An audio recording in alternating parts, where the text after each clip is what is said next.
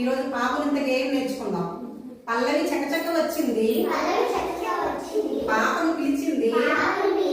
పిలక వేసింది, పీతలు పూలు పట్టుకుని అయ్య వచ్చాడు, పులుపు వేసి పీతల కూర వండమన్నాడు, పూలు పాప పిలకకు పెట్టింది,